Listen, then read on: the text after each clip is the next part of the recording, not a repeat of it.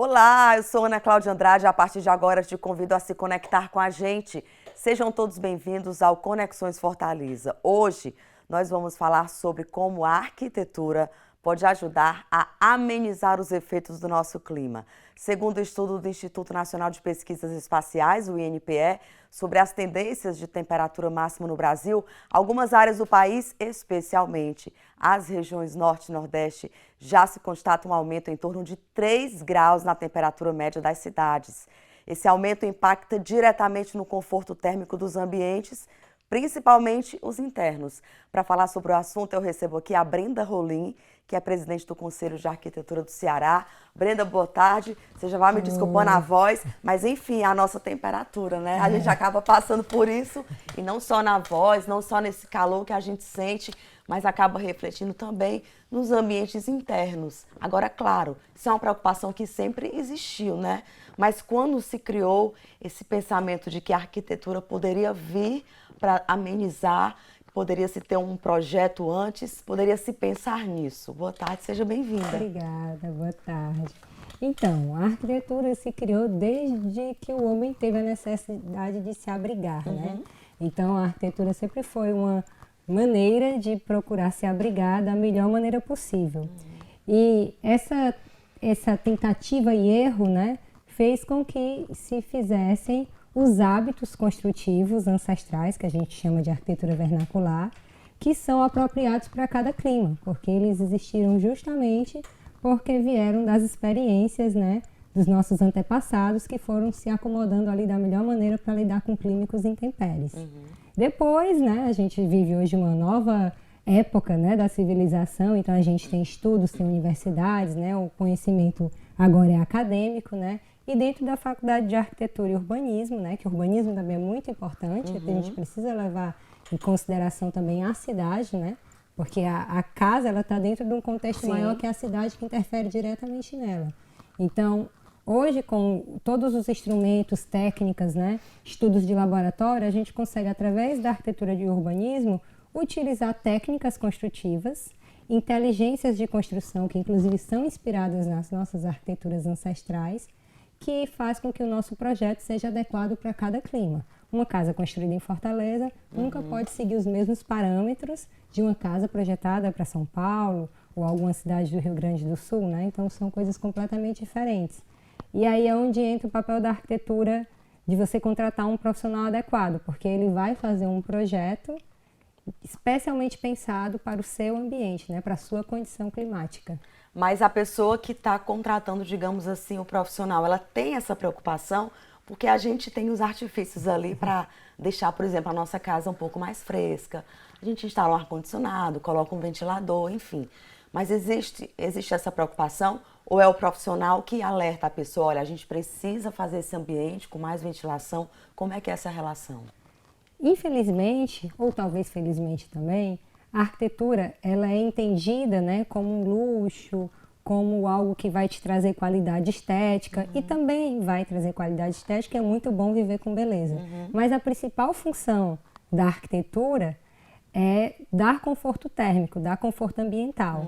Então, a nossa maior preocupação como arquiteto, quando vamos começar o projeto, óbvio que o cliente vai falar o estilo, vai dizer do que gosta, mas o bom profissional de arquitetura, em primeiro lugar, ele vai tentar entender o terreno, a orientação solar, de onde vêm os ventos, fazer um projeto que a casa receba muita luz, que receba muita ventilação cruzada, né? Que é essa ventilação que atravessa os cômodos e leva essa massa quente de calor, para que a pessoa tenha uma casa muito confortável sem precisar recorrer a esses recursos, né? Que é o ar-condicionado, que é o ventilador, porque a gente está ali gelando a nossa casa, mas está superaquecendo o mundo lá fora, né? Porque o ar-condicionado ele está te dando um conforto, mas está piorando a vida de quem está do lado de fora. Então a gente precisa ter essa visão de todo, né? De cidade e até de humanidade, e pensar que a gente tem que projetar os nossos lares de maneira inteligente para que eles sejam mais sustentáveis e principalmente adequados ao nosso clima, né? A nossa condição do Nordeste especialmente, que é uma condição de muita insolação,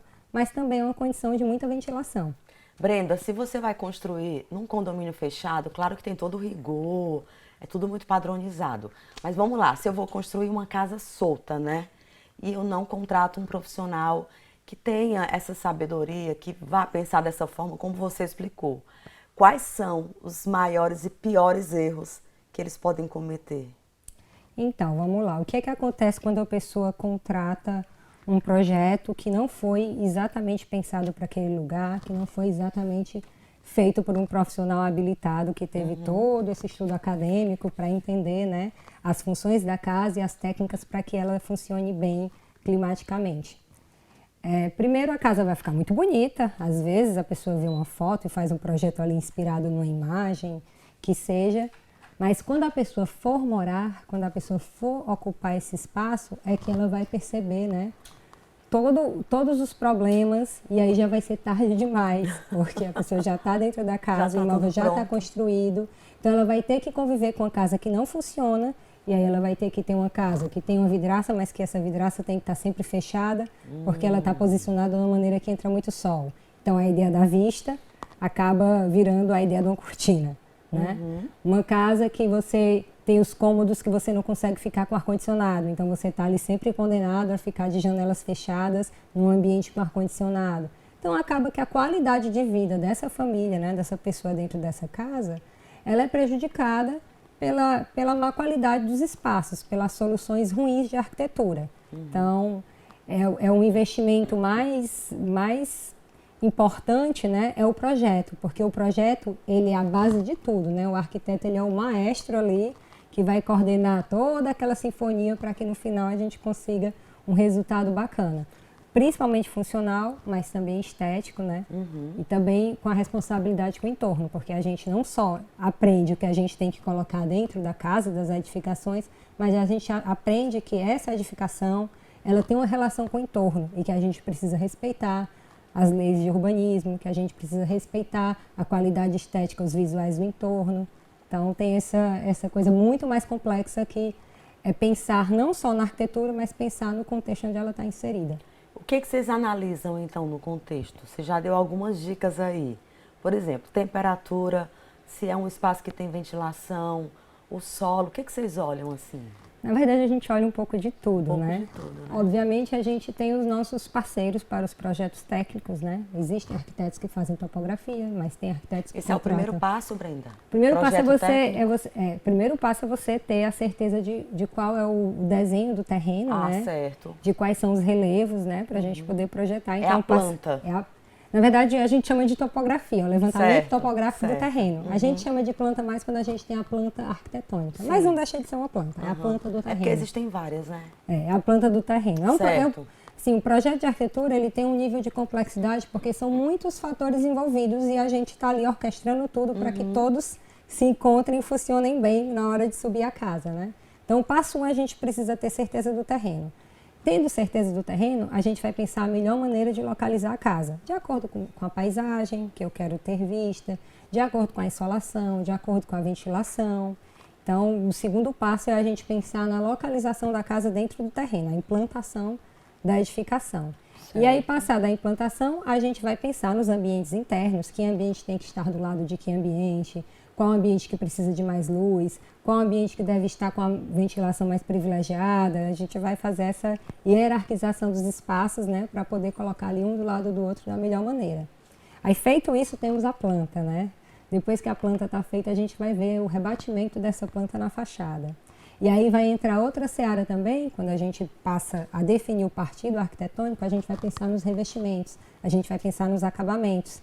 Então, por exemplo, eu posso escolher um revestimento para colocar na fachada que ele absorva calor e piore a temperatura da minha casa. Mas eu também posso usar outros artifícios, como brises, que são as réguas, que podem ser de madeira ou metal, que funcionam como um quebra-sol, como as venezianas, né? Como se fossem as venezianas gigantes, que você vê a paisagem, entra luz, mas ela fica ali no ângulo que o raio do sol não consegue entrar. Eu posso usar um teto verde, que é um teto com vegetação, e ali aquela luz do sol que incide, que poderia estar incidido no concreto e virando mais massa de calor, ela incide numa vegetação e vira vida, né? Aquela energia, em vez de virar energia calorífica, vira energia que gera vida, né? Então, tem várias coisas que a gente pode pensar. E não é só a arquitetura também envolve o paisagismo, né? Que eu considero o paisagismo um recurso da arquitetura, né? Eu tenho clientes que tinham o quarto na posição poente, mas era o melhor quarto da casa porque existia uma super árvore que cortava toda aquela luz do sol poente. Então você tinha uma vista super bonita e não recebia a insolação mais forte do sol. Então, são várias coisas que são muito relativas, né? Que dependem de umas das outras. Por isso que você precisa desse profissional, porque ele vai estudar o melhor custo-benefício de cada decisão para, ao final, você ter o melhor resultado possível dentro da sua casa e viver com conforto, com bem-estar e feliz em um lugar bonito, bem pensado. Funciona, por exemplo, você falou nas plantas, né, na vegetação. E muitas pessoas amam colocar plantas dentro de casa. Funciona por intuição? Eu pensar assim, não, vou colocar muitas plantas aqui nesse canto que vai dar super certo, ou tem que tomar cuidado também? Tudo tem que ser pensado. Então, a casa também não pode ser um lugar, né? A casa precisa ser sua, você precisa ser livre, né? Você tem que ocupar aquele lugar, né? Ocupar não só fisicamente, mas ocupar filosoficamente, né? Sua casa. A casa, ela tem que caber tudo o que você precisa. Obviamente, quando a gente trata de plantas, eu não tenho especialidade em paisagismo, mas entendo um pouco porque adoro, né? Quando a gente coloca vida, né? Plantas, materiais naturais, dentro de casa, a gente está gerando um conforto para o nosso cérebro, que é ancestral e que se sente muito bem em contato com a natureza. E isso não é intuição, isso é ciência comprovada já. E a gente chama isso de design biofílico, né? Que é um design que traz essa proximidade da natureza, da vida da natureza, do ambiente, para dentro das nossas casas, para dentro dos nossos escritórios, para que a gente se sinta mais confortável, para que a gente se sinta mais acolhido. E aí, quando a gente joga plantas dentro de casa, por exemplo, digamos que eu tenho uma varandinha ali que entra o sol. Sim. Eu posso pensar numa massa de vegetação que quebra ali aquele sol. Ou eu tenho um lugarzinho na minha casa que o vizinho consegue me ver e eu me sinto incomodada. Eu posso usar a vegetação ali para fazer uma barreira de privacidade. Aí o que é que a gente precisa ter cuidado? Tem plantas que vão ficar adequadas para receber esse sol. Tem plantas que vão ficar adequadas para ficar dentro de casa. Então você precisa ter esse mínimo de conhecimento de que tipo de planta você está usando, do quanto ela tem que ser regada, para poder você também não matar as coitadas das plantinhas, né? Trazê-las para dentro de casa para viver com você. Verdade. Brenda, quando a gente fala de conforto térmico, você citou aí as plantas, mas a gente que mora, principalmente quem mora aqui no Ceará, né, pensa muito na ventilação. Sim. Quais são os maiores problemas? Você já citou aí no início a questão de você ter que fechar uma vidraça que poderia estar aberta e você fecha a ventilação, porque, enfim, é um ambiente que não poderia ter essa vidraça. Mas quando se pensa em ventilação, arquitetonicamente, o que existe de técnica para facilitar com que esse vento entre, circule bem na casa? Existem inúmeras técnicas para ventilar a casa, que vão além da janela, né? A gente entende só a janela, é a fórmula mais prática, mas você pode ter forças de ventilação. Hoje, como a gente tem esse conhecimento bem registrado, né? Você tem os estudos sobre não só a arquitetura do Brasil, mas a arquitetura árabe, a arquitetura indígena. A gente tem bastante informação de técnicas que eram utilizadas, né, para conseguir uma boa captação de vento, para conseguir proteção solar e manter a captação de vento. Então existem túneis de ventilação, as chaminés que a gente chama também. Você pode, assim, o passo 1, né, na verdade, voltando aqui para a arquitetura, o passo 1 é você posicionar a casa de uma maneira que ela receba todos os ventos aonde você precisa que esse vento chegue. Esse é o critério principal. Esse é o critério principal, é você posicionar a casa de acordo com o caminho dos ventos. Para que ela receba o caminho dos ventos. Feito isso, a gente tem um método mais convencional, que são as aberturas de janelas, né? Que aí o vento entra. Só que a gente tem que entender que ele tem que entrar e tem que sair, porque senão ele perde velocidade. E aí é que entra a ventilação cruzada, que é outra coisa também bem básica da arquitetura, que é você ter uma janela aqui, mas você tem em algum ponto uma outra janela para que esse vento entre. No caso do apartamento, a porta da entrada aberta, né? Tem gente que deixa a porta aberta. Eu deixo. Sabe, quando eu deixo a porta aberta, o apartamento ventila. Justamente porque nessa arquitetura não foi pensada uma ventilação cruzada que não dependesse da porta do apartamento aberta, né? O ideal é que a gente pense na ventilação cruzada, que eu não preciso deixar minha porta de entrada aberta, que eu tenho outros recursos de saída de ar, né? Que eu consiga garantir essa ventilação. E aí, feito isso, existem também você fazer desenhos no teto para captação de ventos. Aqui a gente tem um hospital, que é o Sara Kubitschek, que é um projeto do João Figueiras Lima, que é um projeto bem consagrado, reconhecido, que ele faz uns espécies de shafts para entrada de ventilação e luz. Então, já existe aí no mundo vários exemplos, né, de arquiteturas que foram muito bem sucedidas. E nós, na faculdade, estudamos esses casos, aprendemos com eles, para trazer isso para o nosso dia a dia e aplicar nos projetos dos nossos clientes, das pessoas que procuram os arquitetos para fazerem suas casas, seus edifícios, seus escritórios. Legal. Você falou no início, Brenda, que existe uma preocupação muito grande também com o ambiente externo, né? E a gente acaba lembrando de alguns projetos da prefeitura. Eu falei no início do programa que houve esse aumento de 3 graus, não é isso? E a prefeitura tem uma preocupação muito grande em melhorar a sensação térmica, porque hoje existe o conceito de você pedalar mais, você andar mais, a lei da caminhabilidade aqui na nossa capital. Então, existe também essa preocupação. Por exemplo, o piso intertravado que o prefeito coloca tanto na beira-mar, como coloca também em bairros na nossa periferia, ele dá essa sensação de conforto térmico, né? Isso. Aquele piso que entra no lugar do asfalto, por exemplo, assim como a quantidade de árvores que estão sendo plantadas na nossa cidade também para trazer esse conforto, não é isso? Isso, o piso intertravado com certeza é um piso que esquenta menos do que o asfalto, até pela cor, né? O asfalto é um piso mais escuro, um derivado de petróleo, então realmente é muito forte. Ainda assim é um piso de concreto, então o que a gente precisa ter cuidado é de ter o máximo de áreas drenantes, né? Áreas com vegetação, áreas com areia. Os parques, então, existe um movimento de despavimentação no mundo, que é as pessoas tirando os pavimentos, ficando com a pavimentação. Pavimentação que a gente chama é o asfalto, é a calçada, é o intertravado. Né? Areia e grama. E aí existe esse movimento de despavimentação que é para deixar com que as cidades fiquem mais drenantes, que o sol, né, o raio solar incida sobre a areia, incida sobre a grama, incida sobre a vegetação, que não vira essa massa de calor quente, que a gente chama de mormaço, né, o famoso mormaço do Ceará. Então, a melhor maneira de evitar o mormaço é evitar que esse raio de sol incida sobre a superfície, sobre um material que tenha essa capacidade de absorver e depois de irradiar, né, no ambiente esse calor. Então, o ideal é ter muita árvore, porque, como eu digo, né, o sol vai incidir na folha, vai virar vida, não vai chegar na calçada e não vai virar massa de calor. É evitar o máximo de pavimentação, né, fazer praças com muitas áreas verdes e algumas áreas pavimentadas para caminhar, para ter acessibilidade, porque realmente é preciso. E, principalmente, os nossos telhados, né, a gente usar telhas como a telha cerâmica, que são telhas que não absorvem tanto calor quanto uma telha de concreto, como uma telha metálica. A gente pensar na cidade como um todo, né? Como uma grande massa que está recebendo ali essa luz do sol e que a gente precisa que essa massa receba essa luz do sol da maneira que ela traga menos impacto de reflexo de calor de volta para o ambiente. Você falou aí de vários materiais, né?